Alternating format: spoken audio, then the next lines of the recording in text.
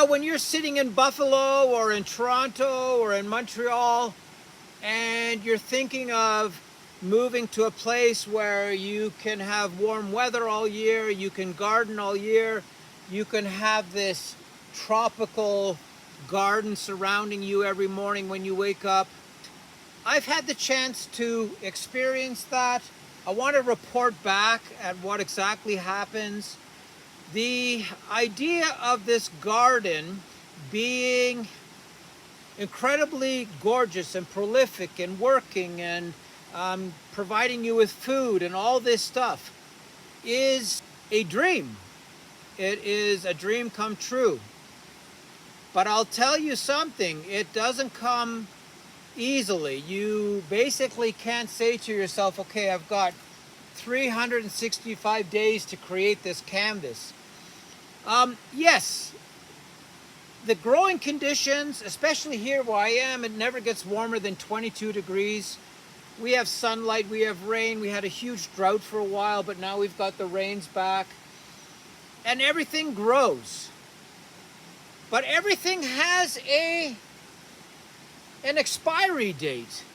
And that expiry date is based on keeping your soils working, keeping your soils active, keeping the ground covered, keeping enough green matter around you so you can compost, collecting enough green matter around you so you can add additional material to your garden, adding cow manure, whatever you can get your hands on to keep your garden working 365 days a year. It is a very different type of gardening. It is a lot more intense, it is a lot more complicated, and it is a lot more depending on your work. Your input is way more important in a 365-day garden than it is in a 180-day garden. This idea of having to keep this garden moving forward, always forward, never sideways. It has to be forward at a minimum, because this constant growing means that you need a constant system coming from behind and keeping the garden going. Yeah, as you get older as a gardener or as a human being, it gets harder and harder to deal with extreme heat. And this extreme heat is very apparent in most gardening scenarios around the world, where you're working in a climate where you can grow stuff for 365 days. What makes Ecuador interesting is that Ecuador has all these different microclimates. You can go towards the warm, you can go towards the cooler parts, and that's all by changing the altitude. So the higher you go, the more suitable the weather might be for somebody from a northern climate. So when you show up in a place like this and you want to start gardening, what happens is you have this massive learning curve. And the learning curve is based on what you're given here in a location to grow and to create a garden.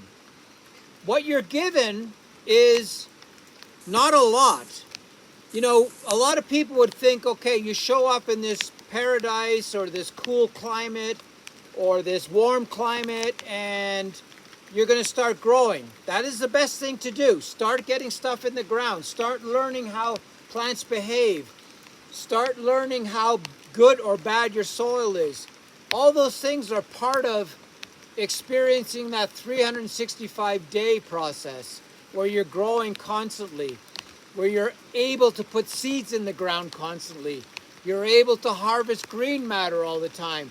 You're constantly moving forward in a garden, and you're improving your soil. You're improving your selection of plant diversity. That forward movement is the only way to deal with 365 days of growing. It is hard on the plants. It is hard on the gardener. It is so rewarding if you get it right. There are creatures that show up that will eat your garden that you've never even heard of before. They will come in swarms. They will come in flocks. If your garden is attractive, something will show up to eat parts of it. But that's the greatest part of it, is that learning curve is so precious when you're experiencing a new way to garden, a new garden. Whatever it may be, you're in this new adventure of experiencing a completely different way of gardening. You know, if you're in Canada and you're putting your vegetable seeds in the ground, you know they have an expiry date. You know your tomatoes are going to have to be put on the windowsill for them to continue ripening in the fall. There's all these things that are a lot easier because you have to focus on a shorter time period.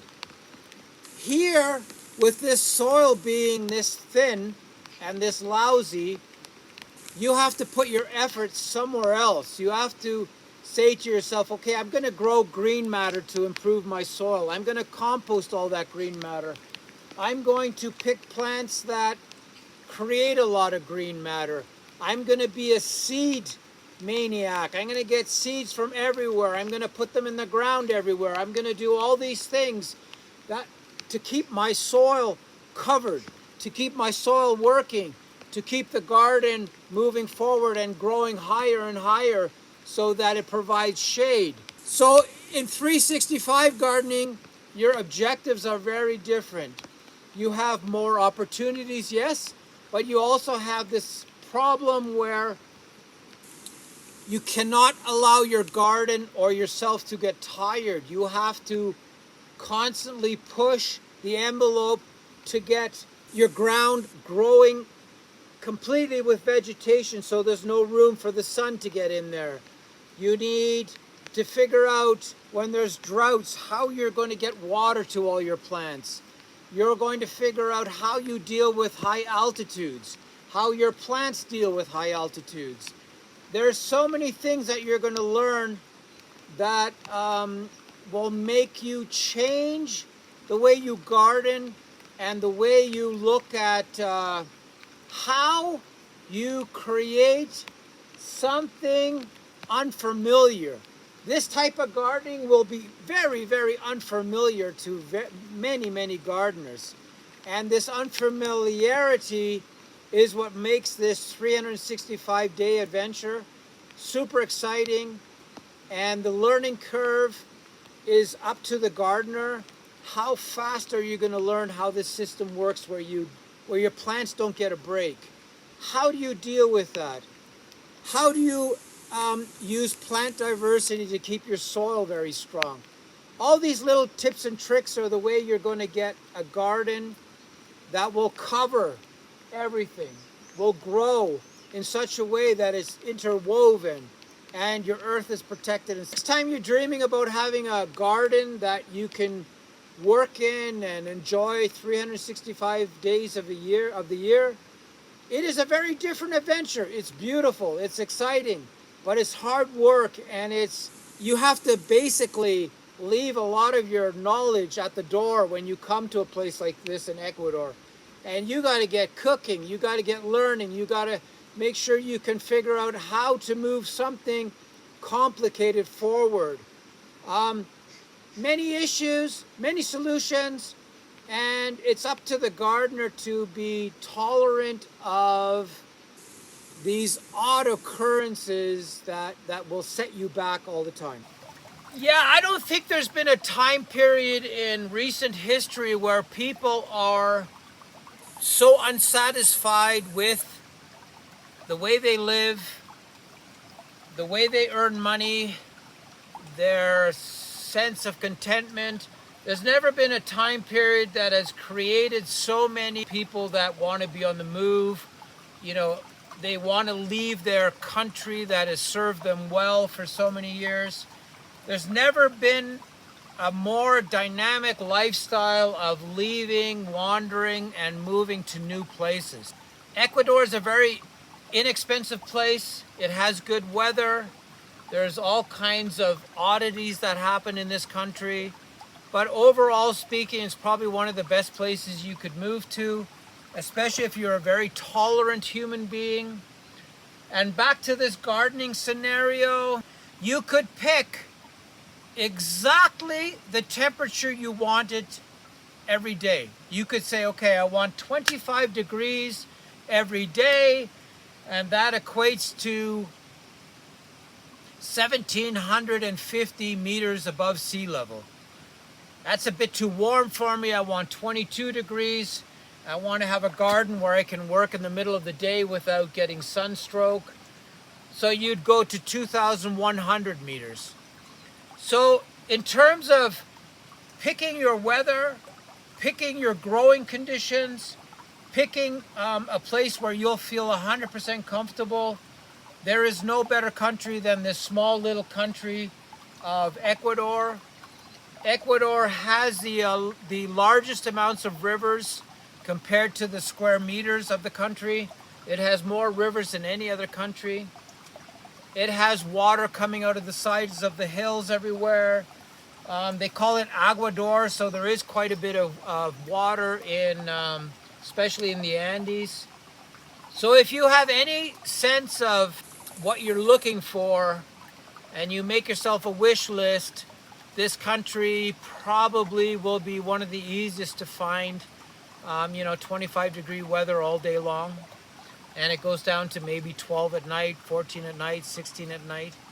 So for gardeners, Ecuador is a dream country. You can pick and choose what you want to do. You can pick and choose what you want to grow. It's interesting because your house plants that you have in your house in the winter are in the ditches here. We have orchids in the ditches. We have all these, polka dot plants, and we have elephant ears, and we have everything growing in the ditches. You have to be careful that you don't collect too much of it because you're going to clog up your garden. There won't be any room left to grow your food. But other than that, Ecuador has the diversity that is slowly being destroyed, but with enough effort, it can be preserved. This country has a very fast rate of recouping. When you have a forest fire, the grounds will grow back very quickly. The plant material will grow back very quickly. So there's lots of options for you to create something that is marvelous. It's going to be a lot of work. It's not easy. Labor is quite cheap, so you can get a lot of help. So if you want to make the move from Buffalo, New York, or New York City, or Toronto, or whatever, there probably isn't a better time than right now because a lot of other people are figuring out that Ecuador is a great gardening country. It might be time for you to make up your mind if you're gonna, make that massive move or not. I regret some things. I don't regret a lot of things. I find it great here. I find we have problems with our neighbors. It's not paradise, but you can make it into something very spectacular. And you got to be willing to work hard. That probably is the biggest scenario in this country, is you have to keep yourself occupied so you don't go crazy.